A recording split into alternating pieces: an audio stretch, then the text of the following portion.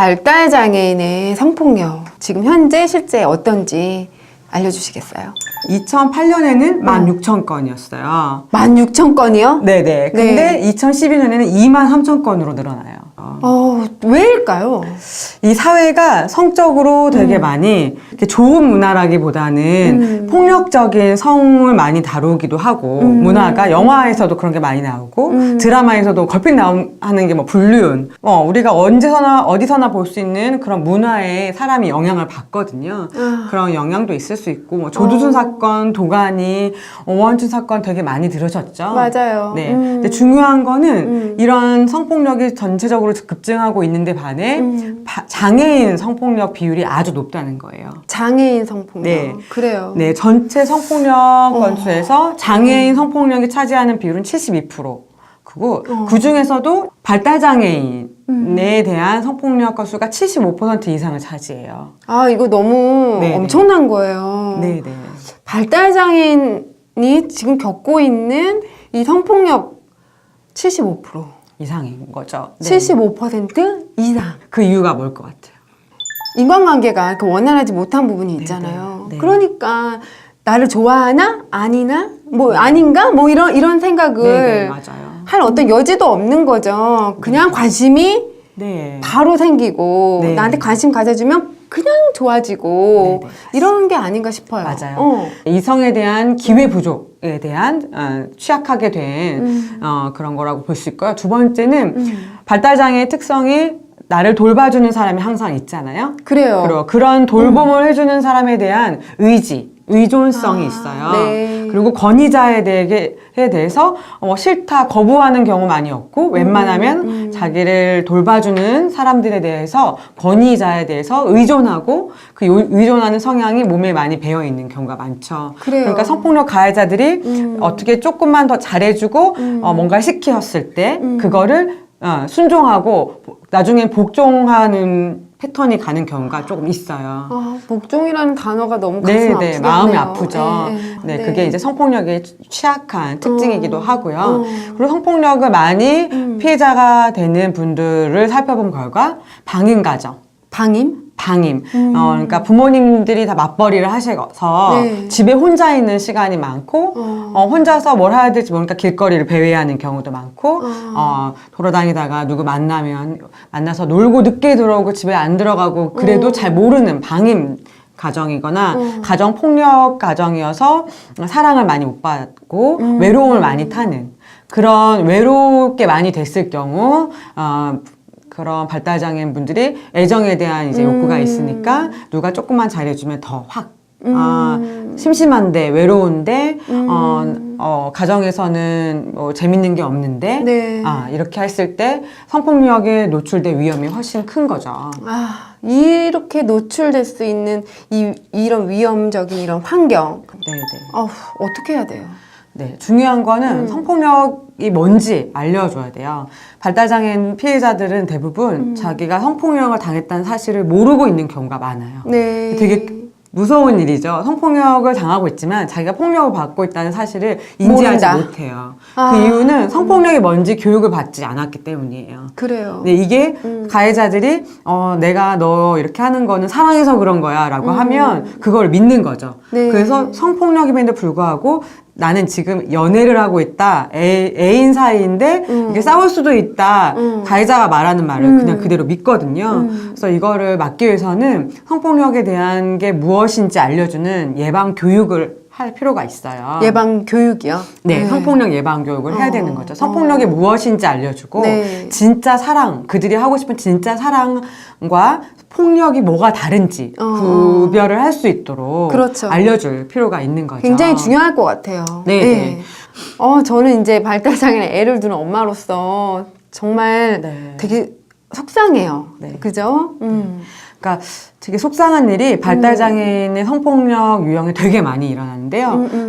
발달장애인 성폭력 특징을 보면은 지속적이에요. 한 번으로 성폭력이 끝나는 일이 없어요.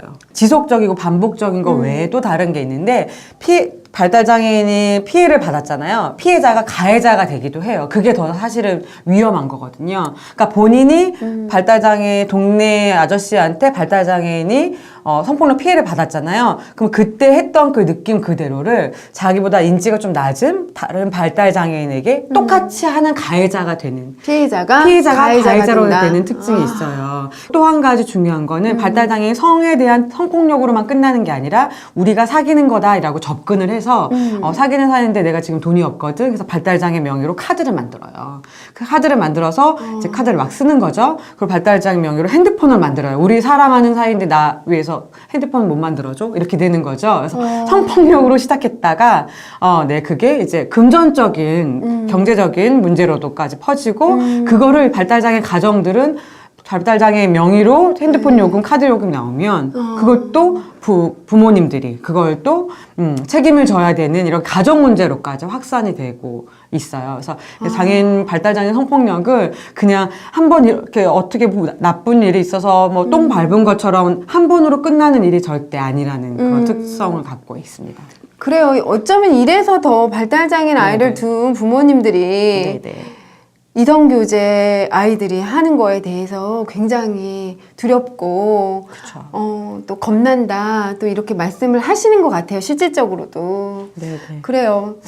그래서 이런 성폭력을 예방하기 위해서 가장 중요한 거는 네. 그들에게 친밀감, 그들이 원하는 애정, 사랑 이런 것과 네. 진짜 성폭력이 뭔지 구별하는 방법을 알려주는 거예요. 구별법. 네, 그러니까 네. 친밀감과 네. 친밀감이 아닌 것에 대한 구별.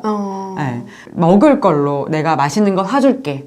비싼 것도 안 사줘요. 뭐 내가 아유, 어떡해. 새우깡 사줄게. 좀 제가 들은 사례로는 아이스크림 사줄 테니까 뭐 나랑 얘기할래? 따라가 볼래? 이런 식으로 친밀하게 뭔가 좋아하는 걸 유인물로 삼아가지고 이렇게 우리 만나보자, 너가 마음에 드는데 사귀어보자 이런 식으로 발달장애인에게 다가오거든요.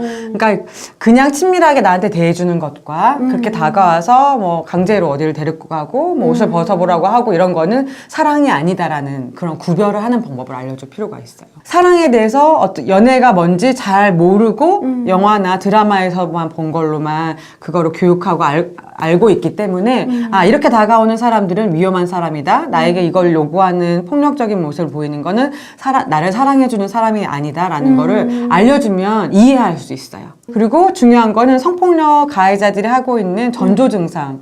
전조 증상? 네. 그걸 잘 파악하시면 좋아요. 뭐가 있을까요? 예를 들면 그루밍이라고 해서 네. 처음부터 막 데리고 끌고 가려고 하면 거부를 하겠죠. 그러니까 성폭력 가해자들이 많이 쓰는 방법이 그루밍이라고 조금씩 근처에 맴돌면서 잘해주고 눈을 익히고 아는 사람인 것처럼 이게 눈인사를 한 번씩 한다거나 나 저 사람 어디서 봤는데. 어디서 약간 그런 봤고 느낌? 낯설지 않게 행동하는 게 있어요. 그리고 처음에는 이렇게 인사하고 눈인사 정도 하다가 다음에는 뭐 악수를 청한다고 하거나 그러다가 나중에는 맛있는 거 먹으러 갈래? 이렇게 나오기도 하고 그걸 점점 친밀하게 이렇게 돌봐주는 것처럼 네. 친하게 가는 그런 과정을 글루밍 과정이라고 하는데 그런 과정을 하고 있는지를 부모님이 이렇게 전조 증상을 파악해야 돼요. 그래서 오늘 누구 만나고 누구하고 인사했는지 제가 1, 2, 3, 4편에 얘기했던 그 개방적인 게 제일 중요합니다. 이런 그래요. 얘기를 또 오늘 이 얘기를 하기 위해서요. 수많은 얘기를 편하게 어머니나 부모님, 보호자한테 할 수 있는 발달장애인이면 부모님들이 오늘 누가 만났는데 먹을 걸 사줬어? 누가 사줬는지 그런 얘기를 자연스럽게 전조 증상을 대화를 통해서 캐치할 수 있으시면 좋아요. 안 갖고 있던 물건을 갖고 있을 때 예를 들면 없던 물건이 네네. 갑자기 생겼을 때 누가 선물을 줬다고 네. 없던 물건을 갖고 있을 때 뭐 핸드폰 액세서리 제일 많이 받는 게 이제 핸드폰 고리 뭐 케이스 그래요? 네네 그러니까 본인이 그걸 구입할 만한 게 없는데 누가 줬다고 선물로 받아서 근데 그걸 자꾸 갖고 온다 뭐 이러면 누가 이제 그걸로 글루밍 하고 있는 거일 수 있거든요. 그래요. 그럴 수 있겠어요. 네네. 그리고 또 집에 늦게 온다거나, 그리고 자꾸 비밀이 있다고 하거나. 그러니까 아동 성폭력, 발달장애인 성폭력이 되게 비슷한데, 발달장애인에게 성폭력을 하고 나서 이거는 우리만의 비밀이야. 얘기하지 마. 우리만 아는 거야. 이렇게 비밀인 것처럼 그 관리를 좀 하거든요. 그래서 엄마한테는 비밀이 안 해도 되고 이런 거 다 얘기할 수 있도록 엄마한테 다 편하게 얘기할 수 있도록 개방적이고 다 수용해 주시는 태도가 필요합니다. 그래요. 네네. 오늘 말씀해주신 내용 분명히 들으시면서 다들 여러 가지 생각들 되게 많으셨을 것 같아요. 우리 다음 주에 이성교재 네네. 드디어 나와요. 발달장애인의 이성교재는 어떻게 이루어지는지 이제 보여주실 건가요? 네네. 어떻게 지도해 주시는 게 좋을지, 어떤 내용을 포함하셔야 돼야지 좋은지에 대해서 함께 나눠보면 좋을 것 같습니다.